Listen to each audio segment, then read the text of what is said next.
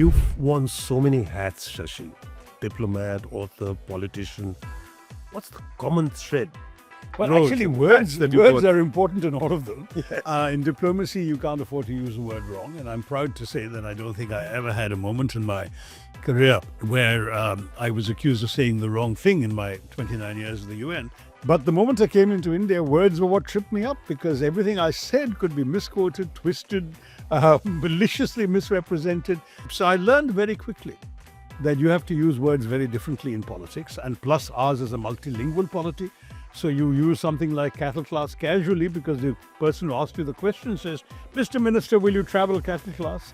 And I say in typical Stephanian fashion, yes, I'll travel in cattle class out of solidarity with all our holy cows. And then I go off on a plane to Africa, and for 24 hours I don't see any media in India, and suddenly it turns out the dung has hit the fan. I was born in London, moved to India at about 2.5 and promptly developed asthma. As a child, you were given these horrible sort of pills which made your heart go thud, thud, thud. It just in order to enable you to breathe. And I couldn't lie down because if I lay down, I'd choke. If I took these pills, I couldn't sleep. So I was literally sitting up in bed most days, struggling to breathe. The only distraction available was books. So I read widely, indiscriminately. And so books were my escape, books were my education, and books were my entertainment. That was it. So I never quite expected to be a meme and then to find multiple versions of memes about me and my vocabulary, of which one sticks in my mind as actually being quite funny because it's mildly at my expense, but it says, I thought I was poor, then I met Tharoor and realized I was impecunious. Any word for the young people on reading, learning? Yeah, whenever people ask me, because of the silly reputation I have as a vocabularists, people say, teach us a new word. And I always say, I'll teach you an old word.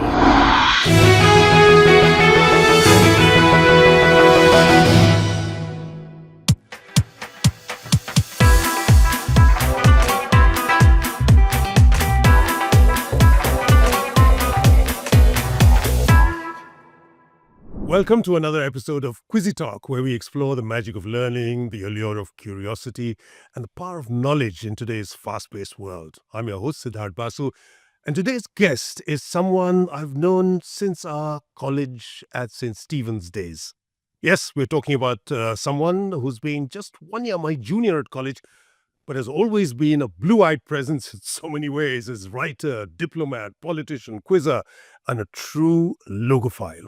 A lover of words and language, the incomparable Shashi Tharoor. May I call you that? Of course, Shashi? Babu. Great to see you again.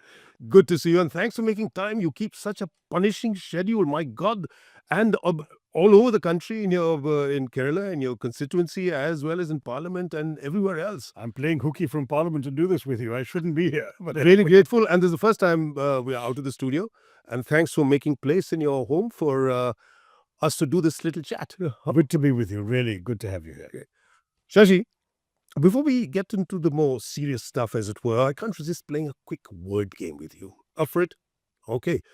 As a sesquipedalian, Yes. did I get that right? User of multisyllabic words, you'll have to tell me the first thing that comes to mind when I throw a cue to you. Okay? Right. Here goes. Ephemeral. Transient, passing, short-lived. Next. Quizzing. Babu Basu. You know that I founded the quiz club in St. Stephen's in 1970. Yes, it was The good. first quiz club anywhere in India, and you didn't join. And look at you. I go away to the UN and you become the most famous quiz master in India. Entirely by happenstance, I can promise you, because in my case, you know that in college I was a dramebaz. Yeah. You know, that's what we were. You were a debater and did several president of the college union and founded the quiz club. I had nothing to do with quizzing, Yeah. but approached it really as a producer and a director and a shaper of formats, and really stagecraft is what took me as host, because our old friends Sanjay Kak and Ishwari Bajpayee and people forced me into that role. I wasn't looking for it, but look at you. We'll come back to that. But the next question about you, politics. Ideals is what I would love to say, but I wish it were true. I mean, I certainly came into politics out of a sense of idealism, which sometimes seems misplaced, given everything I see around me. Yeah, we all wish it were otherwise. Another one, Google. Search. I mean, what else can you associate Google with? Now, since we are in a wonderland of words, what's a word you think deserves a comeback? Well, Babu, I'd love to go back to a word I was very fond of at St. Stephen's, but which I'm trying to make more popular and people aren't using it enough. Defenestrate, which literally means to throw out of the window. And we were constantly trying to defenestrate our opponents in college debates and so on. I'd love to see that come back. Defenestrate. Defenestrate. Yeah, absolutely. Throw people out of the window. And But metaphorically. And if you had to invent a new word, what might that be? I have been mulling about this because but it's one of these things where, English, as I mentioned in my book, has derived words from so many different sources, Greek, Latin, but also various other foreign languages. And of course, when the British were here, they even took the word loot from Hindi into their dictionaries as well as their habits. So I thought, why not come up with a word for something that, in English is actually not particularly good. So I've got two options for you. One is, Right. for a soulmate, a friend, I don't mean a lover. That kind of soulmate we all know, but somebody who's a kindred spirit, somebody who completes you, somebody you feel a bond with. And I thought of, why not take a bit of Sanskrit and a bit of French, both of which are languages from which English is borrowed, Yes. and come up with Atmami. Atma is your soul, and Ami is friend in French. What a nice word. I think so too. Atmami. The other one that I feel English really needs, which it doesn't have, which Malayalam has, is a word for describing the position of an object in a long line or a list. What number position is it? Okay. Is a very awkward way of saying it in Right. English. There is no one single word for that. You can say which, when, what, where, but there is no word for. So I was thinking about with. In Malayalam, we have a word called itramte. So, if there are 10 people standing and you say, who's that guy you want me to be? Well, I will say, you would ask me, itramte alana, which person is that? I would say the seventh one. Okay. I would just say with a number, but you can't do that in English. You have to find a convoluted way of saying it. So how about with? Weth. Okay. So Weth and Atmami. There we are. Two Two words. ideas for you. I'm going to suggest a third. Okay. Tharoorify. All right. Also because I'm constantly teased because of the language I sometimes use, which they say, oh, so it's multisyllabic. And it's a difficult word. We're not familiar with it. So should that be Tharoorify? Okay. But I think that should be it. And you've got a book, Tharoorusaurus. I've been getting versions of all this Tharoorisms. There's also Tharoorist for somebody who terrorizes you with words, which is not my intention at all. Quite right. Anyway, from that, let's move on to the quiz. The spotlight is on Shashi Tharoor, and what a journey he's had from playing Antony to Meera Nair's Cleopatra at St. Stephen's for the Shakespeare Society, to the world stage, and for decades now, the Indian arena as a fourth-term parliamentarian. We're here to talk about Shashi Tharoor's latest book, Wonderland of Words, his love affair with language, his illustrious career, and his thoughts on quizzing and learning. Should we dive in? Sure. Let's begin a little at the beginning, as it were. Shashi, you've always been a standout. Through school, through college. I remember when you joined college, for three of you from Kolkata, there was a term, 567. Yeah. 5-pointer was Shashi Tharoor. 6-pointer, I think, was Shopon Dashgupta. And 7, I think, was Thak, Paranjoy Guha Thakurta, right? So 5-pointer there. Then you had exceptional honors. No one knows what a Within his- 5-pointer is, by the way. You'll have to explain. I was sort of the You should topper. explain. And ICSE, I did high secondary from Chennai, so perhaps you should explain. It was in those days we had what was informally known as Senior Cambridge, but was officially known as the Indian School Certificate when we were leaving school. Right. And you got the best grade possible in the top 5 subjects. You usually did 6 or 7. And 1 was the highest you could get, Yes. 80% and above. No one got 100 in those days. Right. And 2 was 70 to 80 and so on and so forth. So if your best 5 were all 1s, then you got 5 points. If one of Which those was was as 2, rare as rare could be, because that was the topmost percentile. That's right. And I think throughout the country, there were less than a handful of That's 5-pointers. That's true. And in And fact, I Shashi- got a West Bengal state government gold medal when I was in college for having won that 5 points thing, the highest marks in West Bengal state, Wow. which was a very nice thing to have. And that was from St. Xavier's. St. Xavier's, Calcutta, All right. Before that, you were in Campion Campion, Bombay. So 2 Jesuit schools and then an Anglican college together. at St. Stephen's. St. Stephen, and you did history at St. Stephen's, and exceptional honors there too. Yes, I topped the university. That means a gold medal. Well, I suppose so. I never hung around to collect it because I went off to the States. But I was the topper. In fact, I was told I had broken the record. But in those days, marking was very different. I broke the university record in history honors with 65%. Today, nothing short of 99 would be acceptable to anybody. Marking has changed completely. Radically. And I don't think it 50 means the same thing. It's objectified and they do it very quickly and it's a different thing. And from then, you went to the Fletcher School of Law and Diplomacy, Right. and became the youngest there to earn a doctorate That's- at the ripe age of 22. Correct. And what's more, they've made it very clear to me, even while writing me up in their official catalog and so on, this will never happen again because the academic provisions I used, a certain petition route and so on, have been abolished. So they won't have another one who does it so early. They feel it sort of, they prefer people taking, 3 to 5 to 7 years to write a PhD. I did mine in one. I mean, for people listening over there, this is a lot of this is for primarily for teachers and students.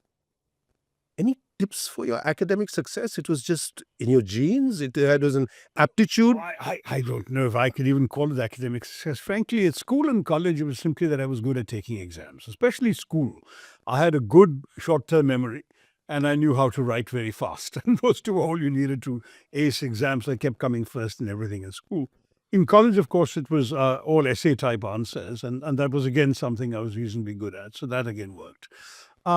At Fletcher, where I won the Best Student Award, it was partially, I think, quite simply fear of running out of money because my scholarship was barely enough to make ends meet. And I knew, because in those days, you remember the value of the Indian rupee versus salaries in India versus scholarships in America. The moment I got my scholarship, I was earning more than my father was to support a family of 5 in India. And I would have thought that if there's anything went wrong and if I didn't keep my scholarship going, I'd be sunk because my father couldn't support me from India. So I worked like mad and I kept getting A's and A pluses just in order to keep that scholarship going. So that's been a hallmark, your performance in academics. So apart from that, there's been your language. So reading and language, your aptitude, your interest, where did that come from? Tell us a little bit about what it was like in the family, growing up the earlier years. It came from being an asthmatic child, Babu. I mean, you may remember that when I came to college, because I was born in London, moved to India at about 2.5 and promptly developed asthma, which hadn't left me at all. In fact, technically still hasn't left me, but I take now effective preventive medicine. But as a child, I was in a world, first of all, where there were no bronchodilators, no inhalers, no Ventolin and all this stuff. So basically, you were given these horrible sort of pills which made your heart go thud, thud, thud, just in order to enable you to breathe. And I couldn't lie down because if I lay down, I'd choke. If I took these pills, I couldn't sleep. So I was literally sitting up in bed most days, struggling to breathe. Now, what you do, there's no TV in India in those days. There's no Nintendo and PlayStation down the gleam in an inventor's eye. No mobile phones, no laptops. The only distraction available was books. So I read widely, indiscriminately. I was the oldest child in my family, so I didn't have elder brothers and sisters to borrow books from. So I picked up my parents' books before I could understand. And they had a nice library. They had a decent library at home, and I can't pretend that I understood everything I was reading, but I read. And so books were my escape, books were my education, and books were my entertainment. That was it. And so the result was that I grew up reading madly, avidly, extensively, and in the process acquired this vocabulary that you all tease me about today, because frankly, you come across the same word in 3 different stories or books or articles, and you see the usage and the meaning and the nuance, and you figure out how to use it. So it just became instinctive because this is all I was doing most of the time. I wasn't well enough to go out and play with my friends half the time of the week, so the other half was spent doing all the things kids like to do. I was very fond of cricket, and I only sort of lost that ability when the others grew, and thanks to my asthma, I stayed small and runt-like as a small child. But I read, and then I started writing because, again, I was confined to bed. So I'd prop up a pad and start writing stories. My father was wonderful in encouraging this. He didn't dismiss this as he got it typed up by secretary so I could show the stories around to others. And then he just sent off one of my stories to the Free Press Journal in Bombay. They had a Sunday edition called the Bharat Jyoti. They published it. And suddenly I was in print when I was only 10 years old. And then I wrote what I thought was a novel, but which actually turned out to be more like a novella. But it was serialized in the Junior Statesman. over 6 episodes, beginning the week before my 11th birthday. And the result, frankly, was that I suddenly began to believe in myself as a writer. You see your name in print, Babu, just as you see yourself, first of all, in television, you want to do it again. Same thing with me. I wanted to do it again, so I kept writing.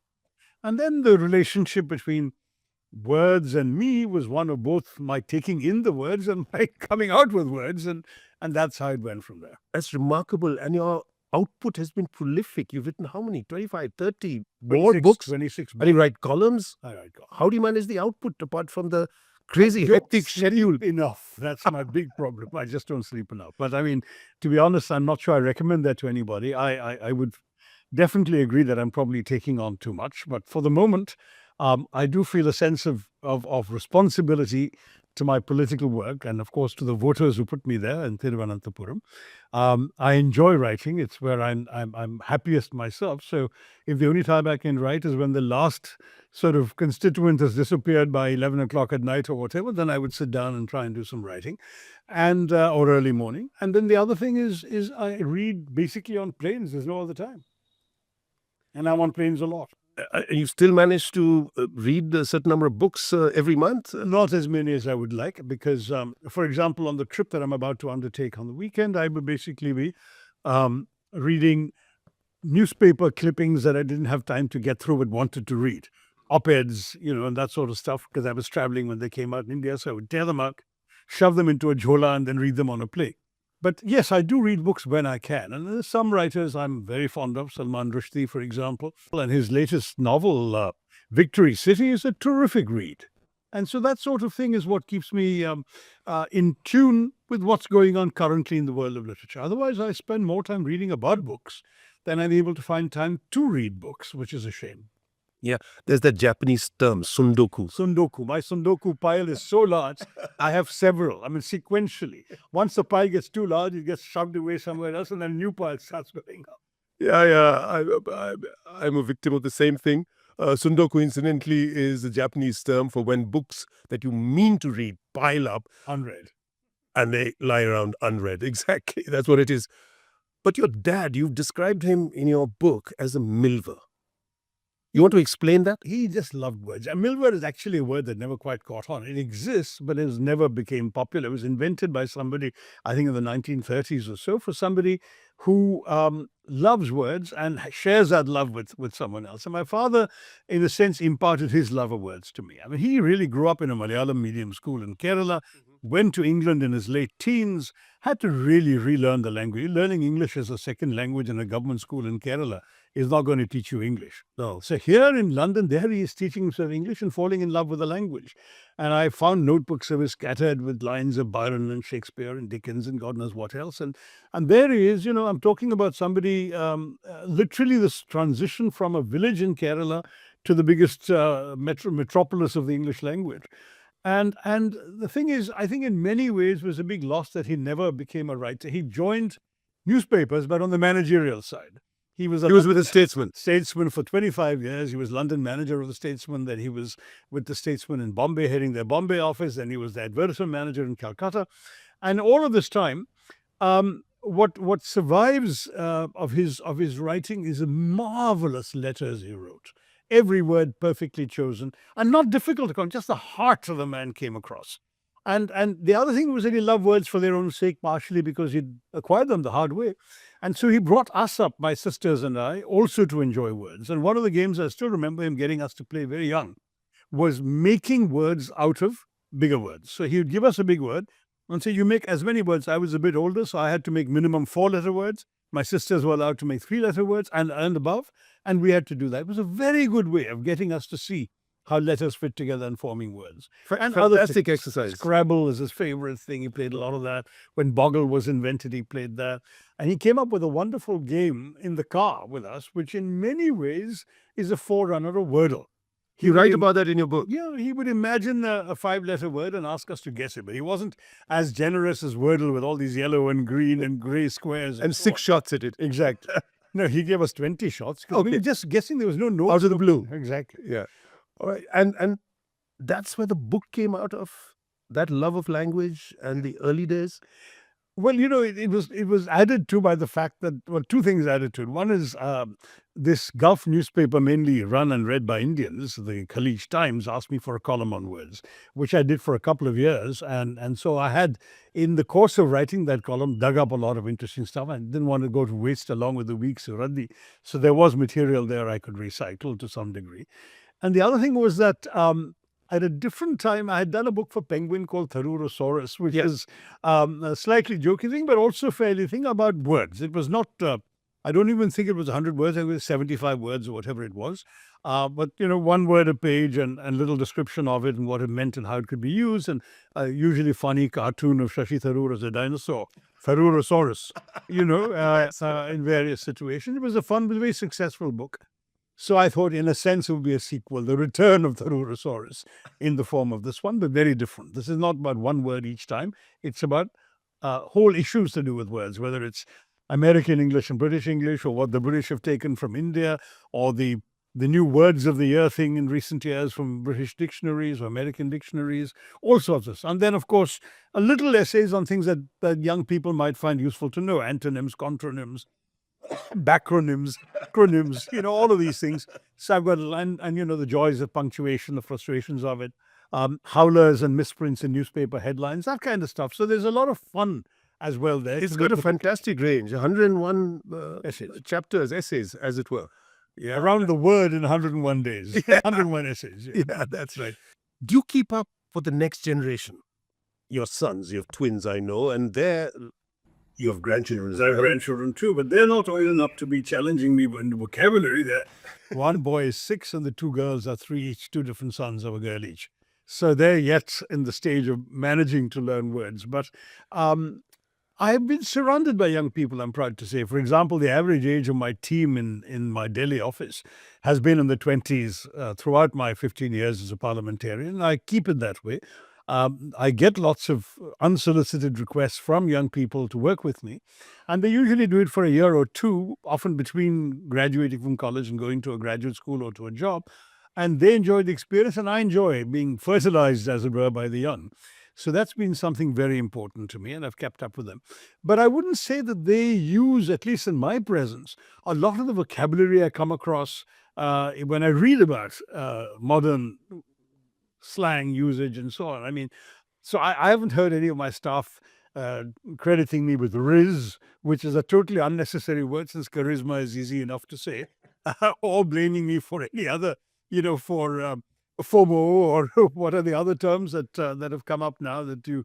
But I get to hear about them and read them from what I read and follow in the news and follow in yeah, especially when they're messaging or communicating. I wonder, because now you have emojis and you have all sorts of abbreviations and SMS language, as it were. Correct. And so the millennials, Gen Z, Gen Alpha, all of them, they moved on to a different kind of communication, as it were. That's right. So in your experience, when you're interacting with your team or otherwise young people, what do you think is going to be the future of where the language is going to go?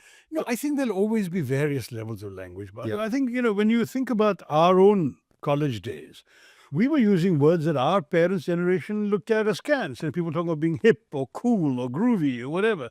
Today, those seem hopelessly old-fashioned to the young lot. Completely dated. Completely dated. And even what my children who've now just turned 40, I mean, the words they must have used when they were young probably look very old-fashioned to the next generation. So I think there'll always be this. People tend to use words. One of the interesting things about language is how these words come into use and whether they last or not. I don't know if anyone would have expected okay to last as long as it's had. It's been around since about 1840s. Yes. But something like, groovy, completely dated. No one's going to say it anymore. And I don't know whether that's going to be true of Riz or FOMO or LOL or God knows what else.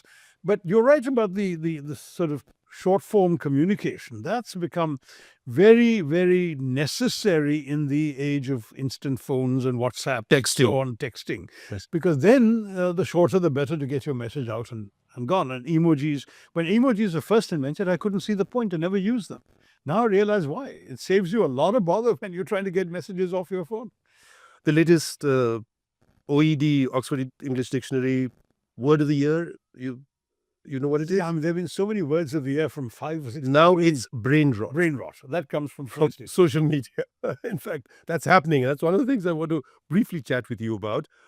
I want to talk to you about quizzing, something that you spoke about earlier. You were founder of the quiz club at St. Stephen's. Can you tell us about that? And by the way, this is the 50th anniversary right now. It was 1974 that I founded it. Right. Oh, And for some reason, they invited me back last year to do a special quiz at St. Stephen's for the 50th year, but it wasn't the 50th anniversary. But anyway, that was a lot of fun. You see, what happened was that college, as you remember, was very, very liberal in encouraging us to come up with extracurricular activities that interested us. 32 societies during our time. I That's remember. right. Very And I- informal discussion group. I Shake helped up, jam. revive the Woodhouse Society, I remember that. which had unfortunately gone dormant for a few years. I won the first Lord Ickenham Memorial Mimicry Mimicry for doing competition. Vinod Chaudhary, I think the debater, and Rajpal. Chaudhary was our professor, and you did an imitation of him. And of course, our principal Rajpal, who had a very distinctive way of speaking. No doubt about it. Completely. But then, so I had done that, and then I thought, we all enjoyed, quizzes whenever they happen. Why not create a club for it? And the rule was simply, as long as you found a faculty advisor willing to do it, it was fun. And just as we found somebody for the Woodhouse Society, we found somebody for the quiz club, and we went ahead and did it. What's very gratifying is not just that it's lasted 50 years, but that it began a revolution. Now there's practically no college in India without a quiz club or equivalent, whereas we were the first and only when we started. And we used to, as part of the winter festival at St. Stephen's, Yes. we would run quiz contests. And it was a lot of fun. Which was a pioneering effort at that point of time. The Woodhouse Society, incidentally, apart from the mimicry contest, had a practical joke week. And the kind of pranks that were pulled off at that time are quite unbelievable if you talk of them now. Do you remember any of I that? was a victim of one of them, Babu. When I was president of the union, somebody comes up to me, one of our friends, saying, "Listen, yaar, it's after dark and now the gates are shut. I've got to get this girl out of the campus." We were not allowed to have girls in. It was an all-male college.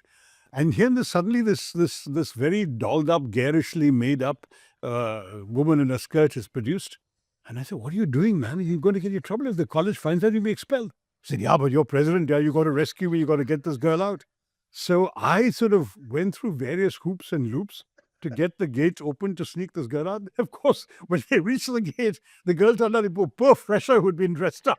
He was young Vijay Verghese, BG Verghese, the son. Right. And there he was, dressed up and dolled up and so on. And the guys had a good laugh at me. I was the intended victim of the joke. And I said, after all, the whole idea of the practical joke competition is got to be kosher enough for the faculty advisor to okay it. And Vivedi Saab, who was the faculty advisor, had a very mischievous sense of humor. Of course, it didn't surprise me. And I'm not sure if they won that year because there were lots of good jokes going around. But sadly, the Woodhouse Society has been abolished.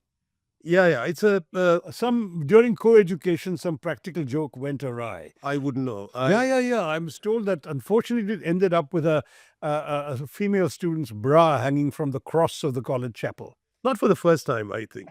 I don't know, but the result was that That kind of thing used to keep. they immediately banned the society, and that was a big loss. Coming back to quizzing, with Google and AI in every pocket, do you think quizzing still has a place today? It's a very good question, Babu, because quizzing privileged something that was important in our student days, which is memory. Yes. I mean, we did have to remember a lot of stuff. To this day, I remember, quotes from literature or Yes. dates in history or stuff that today people can just look up on their phone in 1 second. So it doesn't bother them that they don't remember the date because it's there. And frankly, that is the real world. Yes. So as memorization becomes less and less relevant to real life, will people bother to remember facts? It's interesting that in our culture, memory has always been important. When I say always, I literally mean always, 3,000 years. Yes. For example, our great epics were told through memorization. Oral, completely oral. Orally, and then you would learn, and then you would pass it on to your child. Yes. And of course, you would often embellish what you'd learned and add to it, and then the new person would learn what you had embellished, and so it would go. Which is why the Mahabharata was retold for 800 years, from 400 BC to 400 AD, and finally was even being called by Rajaji the National Library of India because everything was put into it in the retellings. Absolutely. But anyway, So we've always had that culture, and it's very striking that in America now, where you have the spelling bee contest, Yes, for the last several years, this contest is dominated by ethnic Indians. absolutely. They keep being 80%, 90% of the finalists. I think most of the last 10 or 12, 15 winners have been Indians. And it's partially because there's something almost in our genes that makes us good at memory.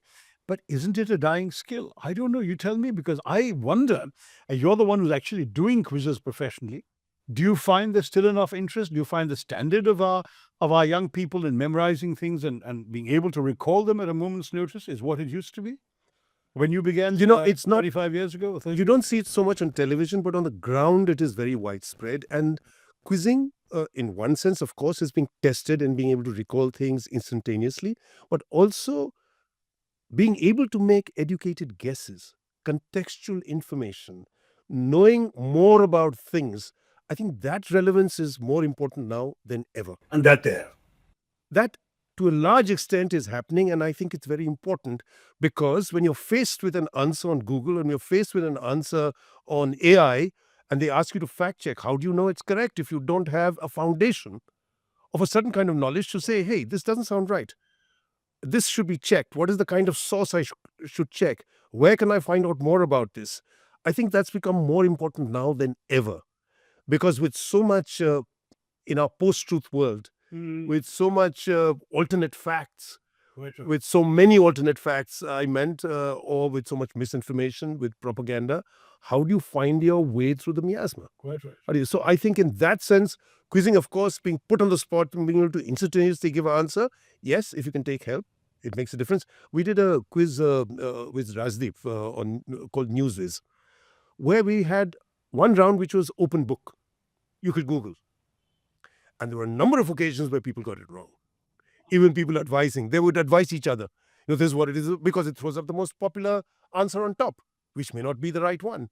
So what you're looking at and what you're not looking at and how do you know how to look is something which I think is important. I'd like to move on to your life as a diplomat and politician.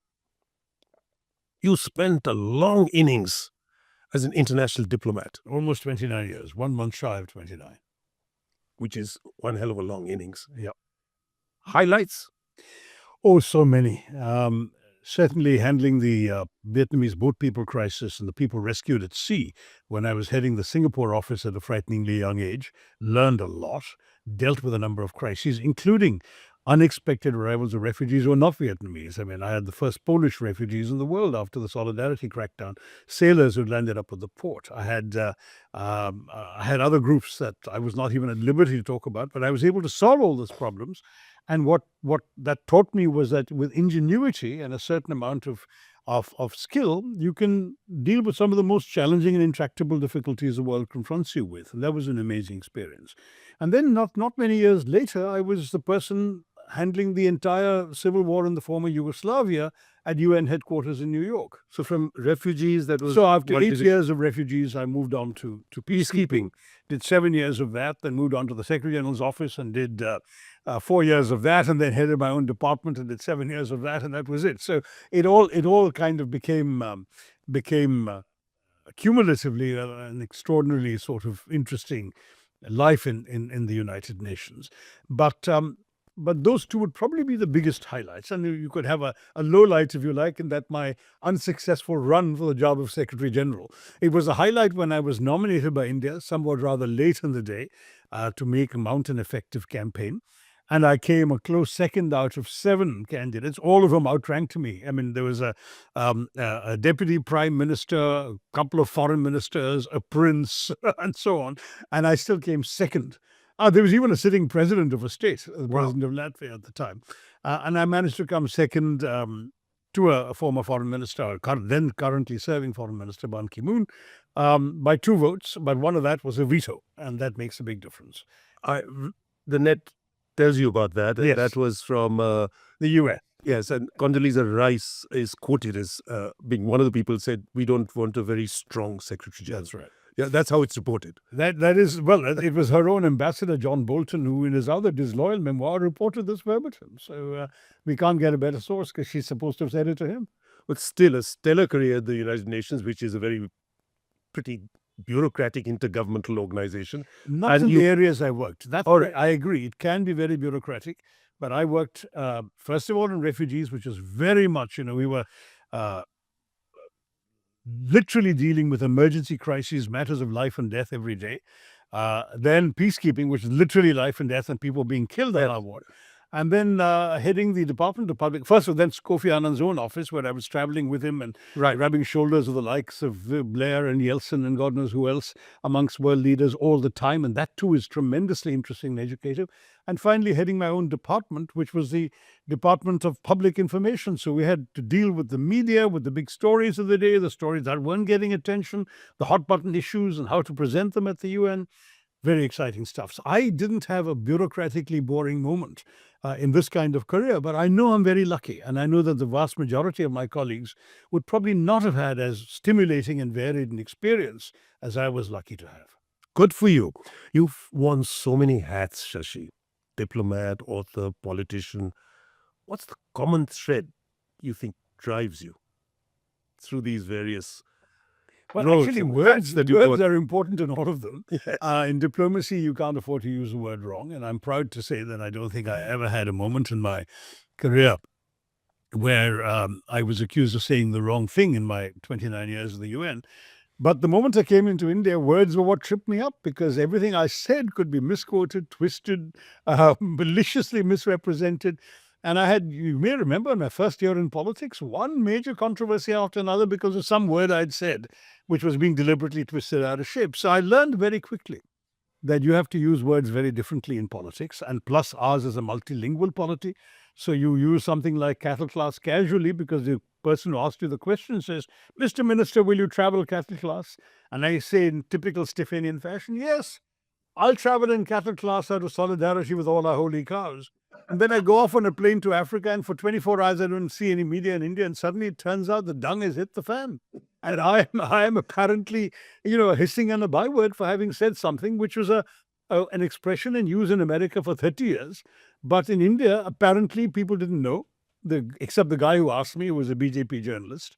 And then once you get translated into Indian languages, I was the snooty, foreign returned guy who was disdaining economy class passengers as cattle, which of course wasn't what I was doing. I would have been less surprised if holy cows had hit the fan, but no, it was cattle class that hit the fan. So there was one story. Or when I went to Saudi Arabia with Prime Minister Manmohan Singh, and I innocently told an interviewer that, Saudi Arabia is a very useful interlocutor for us. Because at the UN, interlocutor is a very common word. It simply means the person you're talking to. Right now, I'm your interlocutor, you're my interlocutor. That's all it is. That's right. I remember. But it was twisted again by very hostile media into my sort of standing Indian foreign policy on its head and making Saudi Arabia an intermediary with Pakistan, which is not what I intended, but it cast a blight and a shadow on the entire trip of Dr. Manmohan Singh. And I really felt bad for him because he deserved better. So after this first year in Indian politics, I have been very much more sensible and careful with my choice of words in this country, except that now I've got a different reputation for using words that people claim not to understand, most of which I've used in my debating days since Stephen's here. What to do? An exasperating farrago of distortions, Isn't misrepresentation, don't you even and remember me outright saying this? lies. I remember that. Very well said. Thank you. I would have applauded.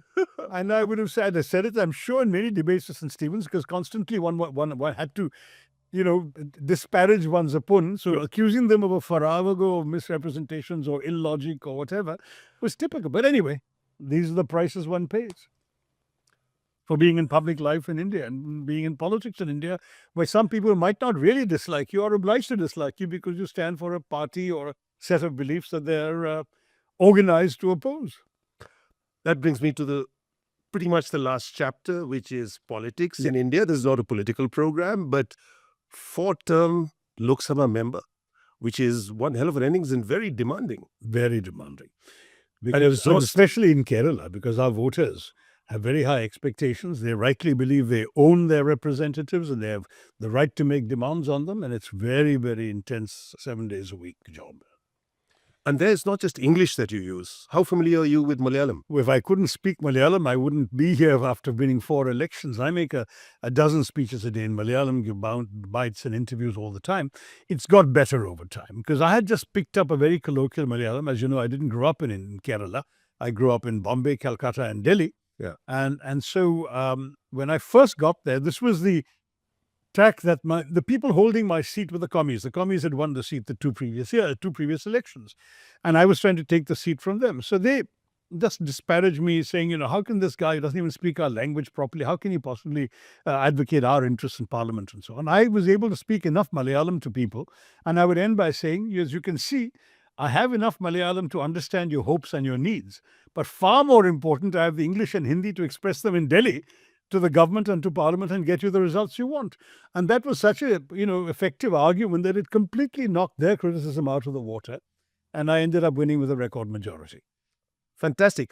So the languages would be English, of course. There would be Hindi. There would be Malayalam, French too. Yes, French I picked up largely because my first posting at the UN was in Geneva with the UN High Commissioner for Refugees. And I decided to enroll in the course and for some reason had a talent for the language. So they kept giving me promotions. It's meant to be a 3-year course where you have semesters, as it were, and 2 or 3 times I skipped semesters. And in a year and a half, I had my UN official proficiency certificate, which actually was not as inconsiderable an achievement as you might imagine, because most of the French speakers in the UN system speak very good English. And so as a result, the English speakers tend to be very lazy and not bother to learn any French. Keeping it up in my subsequent postings in Singapore and New York and so on wasn't easy.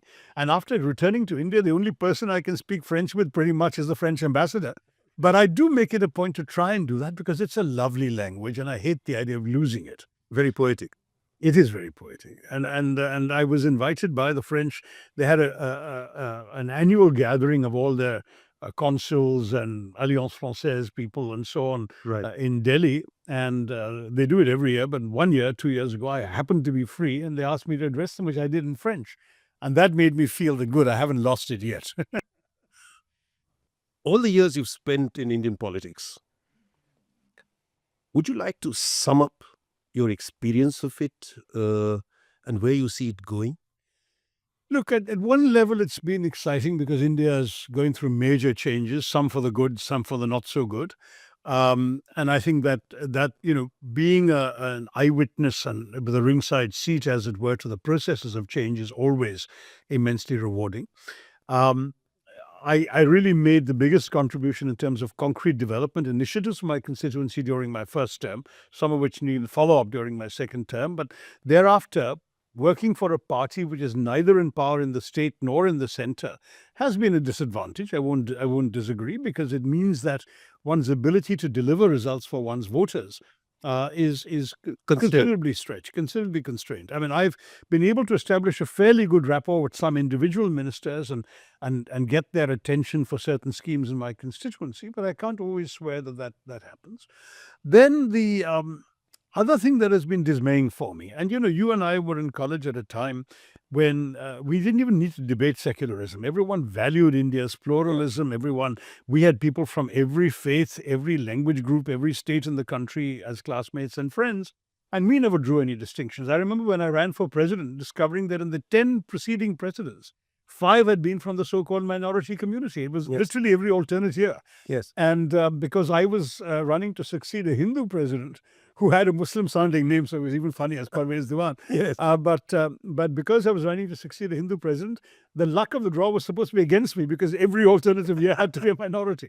That was the college we knew. Right? And today there's been, unfortunately, a toxin of bigotry and hatred even of minorities injected into the veins of our society, particularly in North India, that I find deeply distasteful and very, very difficult to accept. When I hear things that in our time as young people, no one would have considered polite to even express behind closed doors in their living room, now being declaimed from public platforms by politicians and ministers and more, that becomes something that really leaves me shaken. I wonder, have I misjudged the country I used to write about abroad, speak about abroad with such pride? I thought that we were such a great example to the world of the successful management of diversity. I still remember in 2004, I was traveling in the Gulf countries for the UN when the election results came out and so on. And the astonishment with which the ministers and officials I met, senior officials, would greet the fact that we had an election won by a woman of Italian birth and Catholic faith, who was leading the party that had won, who then made way for a Sikh to be sworn in as prime minister by a Muslim president in a country 80% Hindu, and they couldn't believe it. And I would proudly say, look, we're not doing this to impress anybody. This is who we are. This is the country we are. And that made me proud. And today, I don't know if we'll ever have in the foreseeable future and the rest of my political lifetime an episode like that again. It's very sad. It's something that has to be worked towards. And that's something that the next generations have to really make their own. Any word for the young people who might be listening to the show? Well, I mean, that's certainly one part of the word. I mean, I've been saying to young people wherever I am that obviously it's already their country. 51% of our population is under 25. They may as well start taking the responsibilities that come with that. And obviously my generation and the older ones haven't done that well. I mean, there are things we've done better than before, considering where we were in 1947. But there's a lot more that you could do. And of course, one of the things that I also tell them is get to know yourself first and be the best you that you can possibly be. No one else can be you, but try and be a version of yourself that you can be proud of and that actually lives up to what you've understood of your own capacities. And I think if young people were to follow that advice, the rest of society would take care of itself. Anything on reading, learning? Yeah, whenever people ask me, because of the silly reputation I have as a vocabularist, people say, teach us a new word. And I always say, I'll teach you an old word, read, because that's the best way that you can manage to acquire everything, ideas, a wider horizon in your mind, and of course, a good vocabulary. A couple of more things before we wind up. We have something that we call What's the Buzz? What is the buzz, A, for you personally, for India, and for the world? I think the buzz for me personally is sort of surviving the next 5 years in Parliament, but keeping my sanity going. There are moments of challenge and disillusion. I won't pretend otherwise, and there are moments of great stimulation as well. The buzz for India, I would say, is still going to be the transformation of our economy, provided the government is able to get its act together and generating enough jobs for the young. Otherwise, we'd have the opposite buzz of large numbers of unhappy, unemployable, and unemployed young men, which is the biggest danger you can imagine in our society. What was your third buzz? About the world. You've been influenced, but you've been watching world affairs. The world is, of course, Mr. Trump's election and what that means for the future direction of the world. Will peace break out because of his desire to bring it about in Ukraine, in Gaza, and in the Middle East? Will war break out because of his hostility apparently to China? China itself becoming, quite hostile to Taiwan and its pretensions of independence. All of these, potentially you could see the world going very wrong in a number of places at the same time, or very right in a number of places at the same time. And 2025 could be a very exciting year if the latter happens and we all live with peace breaking out everywhere and the world booming with joy. Hope floats. Hope floats, always. The last thing that we do, normally when we do it in a little studio, we dim the lights, limbo lighting, and put the spotlight on the guest and fire a bunch of questions that we call speech shots. Okay. The first thing that comes into your mind, right, Shashi? Let's go. A quintessential Keralite dish that you love. Well, actually, I love idlis, which are not just Keralite. They're more broadly from the south. But I cannot abide a breakfast without idlis. I love them too. Ramaseri idlis particularly. Oh, I love those. I like those. So soft and so absolutely scrumptious. One word to describe your childhood in Mumbai, Delhi and Kolkata. In Mumbai, pluralist in many ways. Calcutta, the word that comes to mind is growth, because I was there from class 9 to class 11, which is, of course, a tremendously formative time. And I think in many ways, a lot of my basic good qualities and perhaps not so good ones were also instilled in those years. And then in Delhi, it was maturity. I mean, I think, you've seen me coming in as a callow young and rather scared fresher and blossoming into whatever I became when I left college. And it really came into my own. I found myself as the adult I would become. So all of those were the periods that really mattered. Your most vivid memory of St. Stephen's College? So many, Babu, so many. Pick one. Pick Randomly.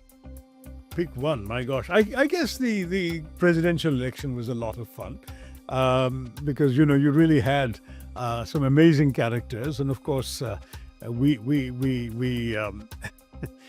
came up with some silly slogans which have since come back to haunt me, like Shashi Tharoor, Jeetega Zarur, and things like that. Sounds like a lot of fun. It was a lot of fun. A moment from your United Nations career that still makes you smile? Makes me smile would be really the moment when, quite unexpectedly out of the blue, I was invited to head the Department of Public Information. I was on the regular career path, as it were. I was doing very well, but those levels, Undersecretary General and so on, are really political appointments. You often ask a government to send you a senior ambassador or a former minister or so on for those levels. And I was one of the very rare cases, Kofi Annan being another one, was elevated, as it were, from the ranks into that. So that still makes me smile. I was young and I was excited, and I think I sort of ran with it. Great. The most challenging part of transitioning from diplomacy to politics? I've talked about words not meaning the same thing for one thing, but apart from that, I think in many ways it was the level of, how can I put it honestly, the level of integrity one sees around one. Some things are assumed as either practiced or required in diplomacy and in international civil service, which is what I was as in the UN, that I'm afraid are really almost absent in what I see of the political life around us, awash in so many practices that would not qualify to meet the basic tests of integrity, nor to mention, frankly, things like black money floating around and all sorts of other things. That has been a major difficulty to live with in our politics. Right. A book you read recently that you couldn't put down? We talked about it, Rushdie's Victory City. His themes have rarely delved into what one might think of as sort of Hindu India. But this is essentially a retelling of the Vijayanagar Empire, and done in his usual wonderful, creative, sort of rollicking, mystical, magic realist style, and applied to an era that one wouldn't have thought it could be applied to. Very effectively done. The funniest or most surprising reaction to your vocabulary? Well, look, all these memes, I never quite expected to be a meme and then to find multiple versions of memes about me and my vocabulary, of which one sticks in my mind as actually being quite funny, because it's mildly at my expense, but it says, I thought I was poor, then I met Tharoor and realized I was impecunious. Well, whoever came up with that, sabash, it was not bad. Sum up your writing process in one expression. I let it flow. I mean, I must say that I very rarely sit down to a plan. I'm sitting at the computer, I shut the door, no one around, and I just let the thoughts and the words flow into each other. I've done that even when I wrote fiction, and it's been a while since I've done that. And I would let the story take command of me. And it's a very joyous experience, almost discovering what you're going to say. Of course, with a non-fiction book or a column or whatever, you know more or less the argument you want to make, otherwise you wouldn't begin the column. But even then, how the argument plays itself out, I let myself discover. And that's part of the joy of writing. For me, it is very much an escape from the daily pressures of my other life. Right. Your proudest moment as a politician? I think the proudest moment was when I discovered, while on the campaign trail in my first election, that there was a national highway bypass road which had been stuck for 40 years because the government had put stone markers on people's land, but never found the money or the budget or whatever else to actually build the road. And people came to me with tears in their eyes saying, we can't do a darn thing with our land, we can't even sell it because people say the government will take it over any time, we won't buy it from you. We can't get loans against it, we're in a mess. Please get this project abolished or get it delivered, but don't let this stay like that. And I took it on as a challenge. And my first 5 years as an MP, brand new to this thing, I really learned the intricacies of how to get things done. It wasn't funny, I had to lobby ministers. I had to lobby National Highway officials. I had to chase after people to get things like surveys done. At the end of it, after a protracted process, the blessed thing was approved. And fortunately, a few weeks before the 2014 elections, which I already began to fear would go badly for my party, but it was all approved, and the first checks changed hands in buying the land from the people who were anxious to see this road come before the elections came, so that the BJP couldn't take credit for my work. But it was 5 years of hard slog effort, and today it's a life-transforming highway, which has not only changed the entire topography for this long stretch from Thiruvananthapuram to the Tamil Nadu border, but will change the lives of generations yet unborn. So it's a tremendously satisfying experience. Wasn't the only one. I was able to bring a hospital in. I was able to get extra assistance to a mental hospital, to an Ayurvedic hospital. I tried to do something in the healthcare field. I brought in, because of my international things, I got in the UAE consulate, which didn't exist before that. It was I who lobbied for it. And my friend, the foreign minister of the UAE, was kind enough to oblige. I brought in the Sri Lankan consulate. So I've got a sort of internationalization going as well in Thiruvananthapuram. And then for our techno park, which is the oldest techno park in India, but unfortunately amongst the slowest developing, I was able to bring in a couple of top-notch international firms. One of them was Oracle, which happened to have an Indian, the number 2 decision-making slot. And I got on a video conference with him and persuaded him that Thiruvananthapuram was the place for Oracle to be. They now have a wonderful operation and it's flourishing. So all of these things are things I can look back on and say, gosh, I made a difference. Lots to be proud about. I think so. Plugged away and made them happen. Not if you listen to my opponents, but yeah, I think so. The one person, living or historical, you'd love to have a debate with. A debate with, Winston Churchill, definitely. The guy was very good, which is the challenge that should be fun to take on, because obviously I disagree with almost everything he believed and stood for. Yeah, right. But Not believed, did and stood for, because he claimed to believe in a lot of things like democracy, which he didn't actually, in his own conduct, show that he believed in. What's your ideal way to unwind after a long day? Watching cricket. Unfortunately, I rarely have time to watch a lot of live action, but turning on the TV for the highlights, usually when I get my few moments on the treadmill, is something that I really value. I'm obsessed with cricket. I've always been, and I'm just delighted at how well India's done in the course of my lifetime, from being a team that almost always lost to a team that almost always wins. It's very satisfying. And may that streak continue. May do indeed. Time to wind up this very lively, interesting chat with you, Shashi, on Quizzitok. It's been an absolute pleasure, from a Wonderland of Words to Shashi's reflections on learning, quizzing in India's future. This conversation has been as enlightening as it has been enjoyable. Thank you, Shashi. And thank you to our listeners for tuning in. Until next time, keep questioning, keep learning, and keep the wonder alive.